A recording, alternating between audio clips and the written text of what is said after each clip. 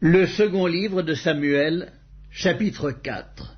Lorsque le fils de Saül apprit qu'Abner était mort à Hébron, ses mains restèrent sans force, et tout Israël fut dans l'épouvante.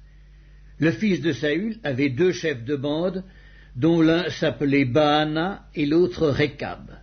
Ils étaient fils de Rimmon, de Béhéroth, d'entre les fils de Benjamin, car Béhéroth était regardé comme faisant partie de Benjamin, et les Béérothiens s'étaient enfuis à Githaïm, où ils ont habité jusqu'à ce jour. Jonathan, fils de Saül, avait un fils perclus des pieds et âgé de 5 ans, lorsqu'arriva de Jizréel la nouvelle de la mort de Saül et de Jonathan. Sa nourrice le prit et s'enfuit, et comme elle précipitait sa fuite, il tomba et resta boiteux. Son nom était Méphibosheth. Or les fils de Rimmon de Béhéroth, Récab et Baana, se rendirent pendant la chaleur du jour à la maison d'Ishbosheth, qui était couché pour son repos de midi. Ils pénétrèrent jusqu'au milieu de la maison comme pour prendre du froment, et ils le frappèrent au ventre. Puis Récab et Baana, son frère, se sauvèrent. Ils entrèrent donc dans la maison pendant qu'il reposait sur son lit dans sa chambre à coucher. Ils le frappèrent et le firent mourir, et ils lui coupèrent la tête. Ils prirent sa tête et ils marchèrent toute la nuit au travers de la plaine. Ils apportèrent la tête d'Ishbosheth à David dans Hébron, et ils dirent au roi, « Voici la tête d'Ishbosheth, fils de Saül, ton ennemi, qui en voulait à ta vie. L'Éternel venge aujourd'hui le roi, mon seigneur, de Saül et de sa race. » David répondit à Récab et à Baana, son frère, fils de Rimmon et de Béhéroth, « L'Éternel qui m'a délivré de tout péril est vivant, celui qui est venu me dire, voici, Saül est mort, et qui croyait m'annoncer une bonne nouvelle, je l'ai fait saisir et tuer à Tsiklag, pour lui donner le salaire de son message. Et quand des méchants ont assassiné un homme juste dans sa maison et sur sa couche, combien plus ne redemanderai-je pas son sang de vos mains, et ne vous exterminerai-je pas de la terre? Et David ordonna à ses gens de les tuer. Ils leur coupèrent les mains et les pieds, et les pendirent au bord de l'étang d'Hébron. Ils prirent ensuite la tête d'Ishbosheth, et l'enterrèrent dans le sépulcre d'Abner à Hébron. Le second livre de Samuel, chapitre 5. Toutes les tribus d'Israël vinrent auprès de David à Hébron, et dirent, « Voici, nous sommes tes os et ta chair. Autrefois déjà, lorsque Saül était notre roi, c'était toi qui conduisais et qui ramenais Israël. L'Éternel t'a dit, tu paîtras mon peuple d'Israël, et tu seras le chef d'Israël. Ainsi tous les anciens d'Israël vinrent auprès du roi à Hébron, et le roi David fit alliance avec eux à Hébron devant l'Éternel. Ils joignirent David pour roi sur Israël. David était âgé de 30 ans lorsqu'il devint roi, et il régna 40 ans. À Hébron, il régna sur Juda 7 ans et 6 mois, et à Jérusalem il régna 33 ans sur tout Israël et Juda. Le roi marcha avec ses gens sur Jérusalem contre les Jébusiens, habitants du pays. Ils dirent à David, « Tu n'entreras point ici, car les aveugles même et les boiteux te repousseront. » Ce qui voulait dire, David n'entrera point ici. Mais David s'empara de la forteresse de Sion. C'est la cité de David. David avait dit en ce jour, « Quiconque battra les Jébusiens et atteindra le canal, quiconque frappera ces boiteux et ces aveugles qui sont les ennemis de David, c'est pourquoi l'on dit, l'aveugle et le boiteux n'entreront point dans la maison. » David s'établit dans la forteresse qu'il appela Cité de David. Il fit de tous côtés des constructions, en dehors et en dedans de Millo. David devenait de plus en plus grand, et l'Éternel, le Dieu des armées, était avec lui.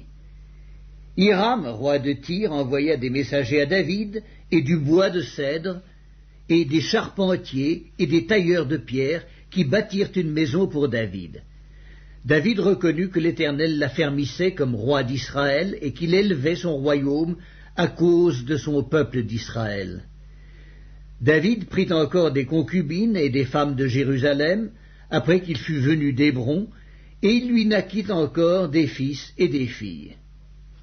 Voici les noms de ceux qui lui naquirent à Jérusalem. Shammua, Shobab, Nathan, Salomon, Jibhar, Elishua, Népheg, Japhia, Elishama, Eliada et Éliphélet. Les Philistins apprirent qu'on avait oint David pour roi sur Israël, et ils montèrent tous à sa recherche. David, qui en fut informé, descendit à la forteresse. Les Philistins arrivèrent et se répandirent dans la vallée de Réphaïm. David consulta l'Éternel en disant « Monterai-je contre les Philistins? Les livreras-tu entre mes mains ?» Et l'Éternel dit à David « Monte, car je livrerai les Philistins entre tes mains. » David vint à Baal-Pératsim, où il les battit. Puis il dit « L'Éternel a dispersé mes ennemis devant moi, comme des eaux qui s'écoulent. C'est pourquoi l'on a donné à ce lieu le nom de Baal-Pératsim. » Ils laissèrent là leurs idoles, et David et ses gens les emportèrent. Les Philistins montèrent de nouveau et se répandirent dans la vallée de Réphaïm. David consulta l'Éternel, et l'Éternel dit « Tu ne monteras pas, tourne-les par derrière, et tu arriveras sur eux vis-à-vis des mûriers. Quand tu entendras un bruit de pas dans les cimes des mûriers, alors hâte-toi, car c'est l'Éternel qui marche devant toi pour battre l'armée des Philistins. » David fit ce que l'Éternel lui avait ordonné, et il battit les Philistins depuis Géba jusqu'à Gézer. Le second livre de Samuel, chapitre 6. David rassembla encore toute l'élite d'Israël au nombre de 30 000 hommes. Et David, avec tout le peuple qui était auprès de lui, se mit en marche depuis Baal et Juda pour faire monter de là l'arche de Dieu, devant laquelle est invoqué le nom de l'Éternel des armées, qui réside entre les chérubins au-dessus de l'arche. Ils mirent sur un char neuf l'arche de Dieu et l'emportèrent de la maison d'Abinadab sur la colline. Uzza et Achjo, fils d'Abinadab, conduisaient le char neuf. Ils l'emportèrent donc de la maison d'Abinadab sur la colline. Uzza marchait à côté de l'arche de Dieu, et Achjo allait devant l'arche. David et toute la maison d'Israël jouaient devant l'Éternel de toutes sortes d'instruments de bois de cyprès, des harpes, des luttes, des tambourins, des sistres et des cymbales. Lorsqu'ils furent arrivés à l'ère de Nakon, Uzza étendit la main vers l'arche de Dieu et la saisit parce que les bœufs la faisaient pencher. La colère de l'Éternel s'enflamma contre Uzza, et Dieu le frappa sur place à cause de sa faute. Uzza mourut là, près de l'arche de Dieu. David fut irrité de ce que l'Éternel avait frappé Uzza d'un tel châtiment, et ce lieu a été appelé jusqu'à ce jour Péretz Uzza. David eut peur de l'Éternel en ce jour-là, et il dit « Comment l'arche de l'Éternel entrerait-elle chez moi ?» Il ne voulut pas retirer l'arche de l'Éternel chez lui dans la cité de David, et il la fit conduire dans la maison d'Obed-Édom de Gath. L'arche de l'Éternel resta 3 mois dans la maison d'Obed-Édom de Gath, et l'Éternel bénit Obed-Édom et toute sa maison. On vint dire au roi David, « L'Éternel a béni la maison d'Obed-Édom et tout ce qui est à lui à cause de l'arche de Dieu. » Et David se mit en route, et il fit monter l'arche de Dieu depuis la maison d'Obed-Édom jusqu'à la cité de David, au milieu des réjouissances. Quand ceux qui portaient l'arche de l'Éternel eurent fait 6 pas, on sacrifia un bœuf et un veau gras. David dansait de toute sa force devant l'Éternel, et il était ceint d'un éphod de lin. David et toute la maison d'Israël firent monter l'arche de l'Éternel avec des cris de joie et au son des trompettes. Comme l'arche de l'Éternel entrait dans la cité de David, Michal, fille de Saül, regardait par la fenêtre, et voyant le roi David sauter et danser devant l'Éternel, elle le méprisa dans son cœur. Après qu'on eut amené l'arche de l'Éternel, on la mit à sa place au milieu de la tente que David avait dressée pour elle. Et David offrit devant l'Éternel des holocaustes et des sacrifices d'action de grâce.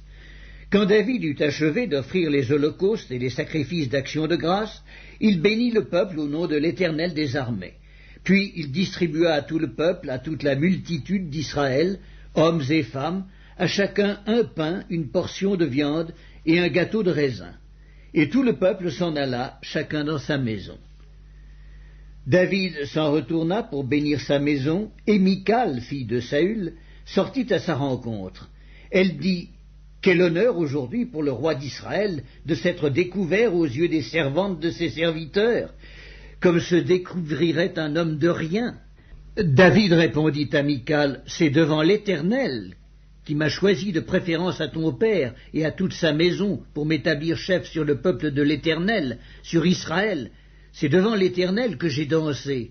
Je veux paraître encore plus vil que cela et m'abaisser à mes propres yeux. Néanmoins je serai en honneur auprès des servantes dont tu parles. » Or Michal, fille de Saül, n'eut point d'enfant jusqu'au jour de sa mort.